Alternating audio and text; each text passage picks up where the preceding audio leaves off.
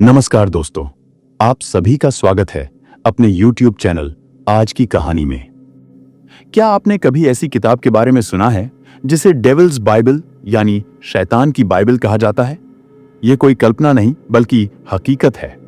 इस किताब को कोडेक्स गिगास के नाम से भी जाना जाता है। इसे दुनिया की सबसे रहस्यमय और खतरनाक किताबों में गिना जाता है। इस किताब की सबसे चौंकाने वाली बात यह है कि इसके पहले पन्ने पर शैतान की एक बड़ी तस्वीर बनी हुई है जो इसे और भी डरावना बनाती है।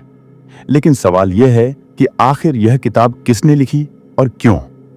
आज हम आपको बताएंगे इस रहस्यमयी किताब डेविल्स बाइबल के पीछे छिपे सच और इतिहास की वह कहानी जो इसे दुनिया की सबसे अनोखी किताब बनाती है।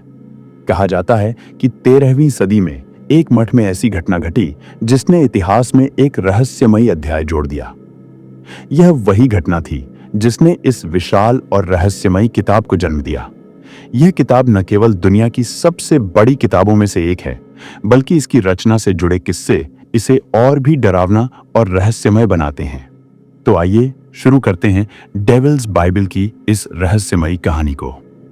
13वीं सदी में एक मठ में एक सन्यासी रहा करता था। वह मठ के नियमों का पालन नहीं करता था और धार्मिक परंपराओं का उल्लंघन करता था। जब इस बात की खबर वहां के राजा तक पहुंची तो मामले की जांच करवाई गई। जांच में यह सिद्ध हो गया कि सन्यासी ने मठ और धर्म के नियमों को तोड़ा था। राजा ने कड़ा फैसला सुनाया। उस सन्यासी को जिंदा दीवार में चुनवा दिया जाएगा। इस सजा का मतलब था निश्चित मृत्यु। लेकिन सन्यासी ने अपनी जान बचाने के लिए एक प्रस्ताव रखा। उसने राजा से कहा, मुझे एक मौका दें। मैं एक ऐसी किताब लिखूंगा जो मठ की प्रतिष्ठा को हमेशा के लिए बढ़ा देगी। यह किताब पूरे मानव जाति के लिए अद्वितीय होगी। राजा ने शर्त रखी कि यह किताब एक रात में पूरी होनी चाहिए, अन्यथा सन्यासी को अपनी सजा भुगतनी पड़ेगी। सजा से बचने के लिए सन्यासी ने रात भर किताब लिखने का काम शुरू किया। उसे सभी सामग्री, स्याही और चमड़े के पन्ने दिए गए। इस किताब का हर पन्ना गधे की खाल से बनाया गया था। रात गहराती गई। सन्यासी ने किताब लिखना शुरू किया, लेकिन जैसे जैसे समय बीतता गया उसे महसूस हुआ कि इस काम को पूरा करना असंभव है। किताब का आकार इतना बड़ा था कि इसे लिखने में दशकों लग सकते थे। आधी रात के बाद जब उसे यकीन हो गया कि वह यह काम पूरा नहीं कर पाएगा, उसने एक अजीब और खतरनाक फैसला लिया। उसने एक विशेष प्रार्थना और अनुष्ठान किया जिसके जरिए उसने शैतान को बुलाया। कहते हैं शैतान उसके सामने प्रकट हुआ। सन्यासी ने अपनी आत्मा का सौदा शैतान से किया। उसने कहा, अगर तुम मेरी मदद करोगे और इस किताब को सुबह तक पूरी कर दोगे तो मैं अपनी आत्मा तुम्हें सौंप दूंगा। शैतान ने सन्यासी की शर्त मान ली। अगली सुबह किताब पूरी हो चुकी थी।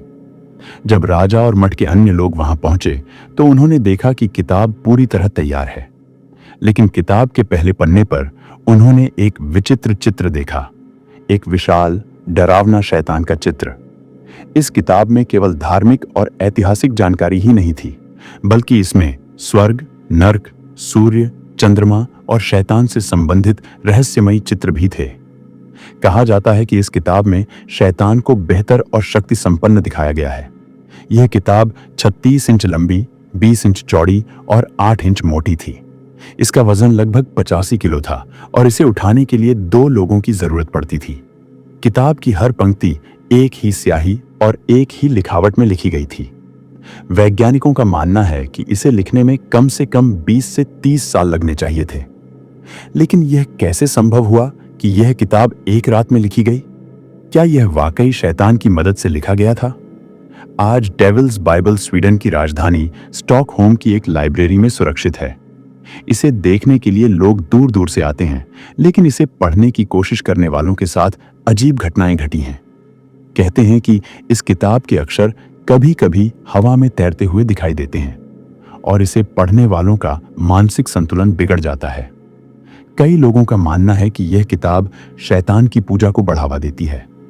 कुछ का कहना है कि यह किताब इल्यूमिनेटी जैसे गुप्त संगठनों से जुड़ी है और इसमें रहस्यमयी कोड छिपे हुए हैं।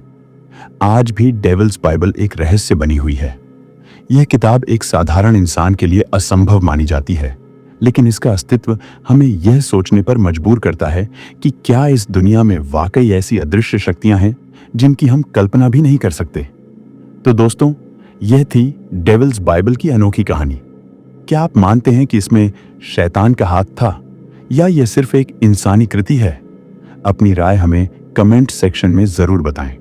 और अगर आपको यह वीडियो पसंद आया हो तो इसे लाइक करें, शेयर करें और हमारे चैनल को सब्सक्राइब करना न भूलें।